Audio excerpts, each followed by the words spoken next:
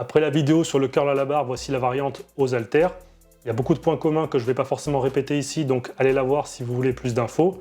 Et comme d'habitude, pensez à liker si le contenu vous est utile, ça aide à faire grandir cette chaîne. Alors pour commencer, niveau anatomique, pas de surprise, on retrouve les mêmes muscles engagés qu'à la barre. Tout d'abord donc le biceps brachial, qui est celui qu'on va chercher à travailler en priorité.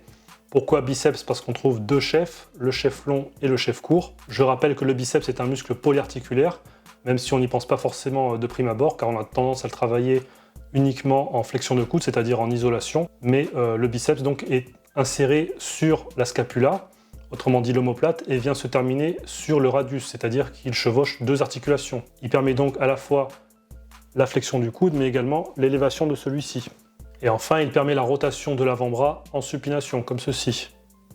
On dit alors que le biceps est à la fois fléchisseur et supinateur. Ensuite, on trouve le brachial, qui est lui situé sous le biceps brachial. Oui, je sais, ça fait beaucoup de brachial, mais c'est pas moi qui ai inventé les noms. Le brachial, donc, est un muscle inséré sur l'humérus et qui se termine sur le cubitus, autrement appelé ulna.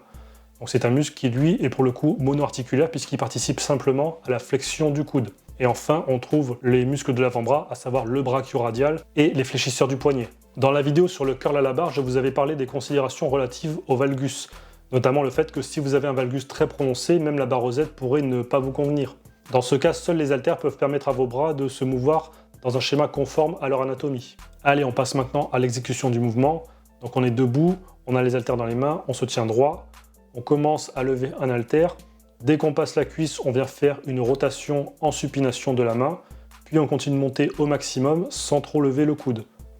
Ensuite, on fait le chemin inverse, puis même chose avec l'autre bras. Comme pour la barre, assurez-vous d'être bien gainé au niveau de la sangle abdominale pour éviter ou limiter le balancement.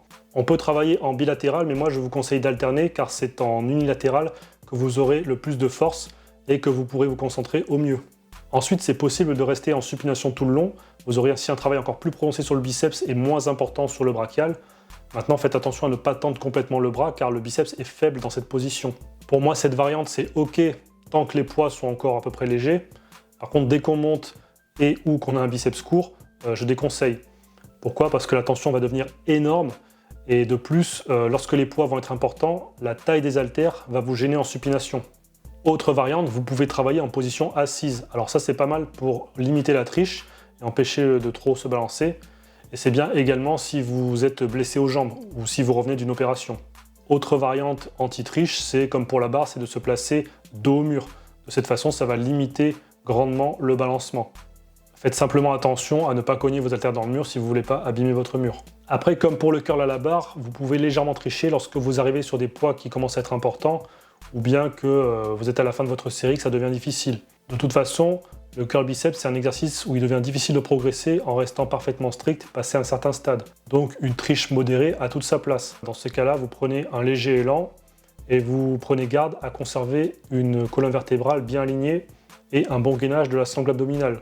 Le but étant de ne pas trop exagérer sur la triche afin de conserver un bon travail du biceps. Au niveau des séries et des répétitions, bien entendu, on ne va pas chercher à faire un travail de force sur de l'isolation biceps. Donc entre 3 et 4 séries sur du 8-12 reps, ça convient très bien. Comme j'avais déjà expliqué moi sur la vidéo à la barre, personnellement j'aime bien faire mes séries en commençant relativement lourd avec une triche modérée, puis au fur et à mesure des séries, baisser le poids pour retrouver un mouvement plus strict. Et après, vous pouvez compléter avec une ou deux dégressives pour aller chercher les derniers pourcentages de force. Si vous êtes arrivé au bout de la vidéo, mettez en commentaire vos max sur le curl halter, ça rime, c'est magique. Dans la prochaine vidéo, on verra ensemble les principales erreurs qu'on peut trouver sur ces deux variantes que sont le curl bar et le curl halter. N'oubliez pas de liker pour le référencement, c'est important. Bon entraînement et à bientôt!